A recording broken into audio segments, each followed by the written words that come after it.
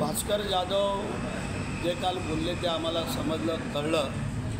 भास्कर जाधव हा कासावीस झालेला माणूस आहे। त्याचं कारण योगेश कदम, रामदासबाई कदम आणि त्यांच्याही मतदारसंघामध्ये जे काय आमचा किरण भैया असेल, उदय सामंत असतील, तिकडे शेखर निकम ह्यांनी जे काय कामांचा धूमधडाका लावलेला आहे त्याच्यामुळे त्यांच्याही पायाखालची वाळू हळूहळू सरकायला लागलेली आहे।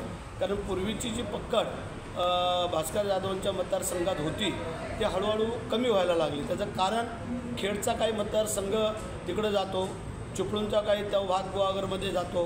तर अशा प्रकारे या तिन्ही पक्षाच्या आपल्या लोकांनी युतीच्या त्यांना घेरण्याचा प्रयत्न चालू केलेला आहे आणि त्याच्यामुळे हा कासावीस झालेला मनुष्य आहे।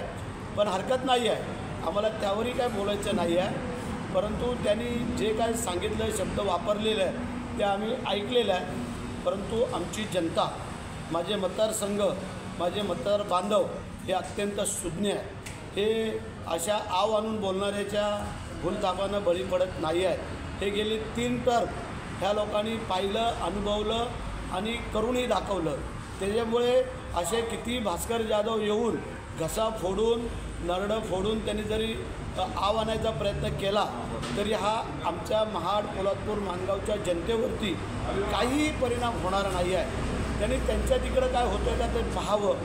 परंतु तुम्हाला सांगू इच्छितो की ह्यांनी भास्कर जाधवांनी ही मुख्यमंत्र्यांची संधान साधलं होतं। हे आत्ता आव आणून बोलत आहेत, परंतु त्यांनी पण संधान साधलं होतं की काय करायचं काय नाही। या सगळ्या परिस्थितीला आम्ही सामोरं आहोत त्यावेळेला, ज्यावेळेला त्यांच्या जे काय चर्चा झाल्या आणि काय चर्चा घडवल्या।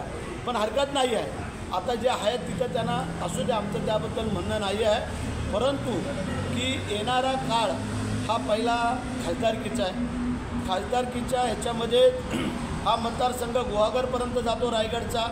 त्यामुळे दूध का दूध पाणी का पाणी कळत जाईल की बाबा कुठल्या कुठल्या मतदारसंघामध्ये जे आपले खासदारकीचे उमेदवार उभे राहतील त्याला जास्त मतं पडतायत।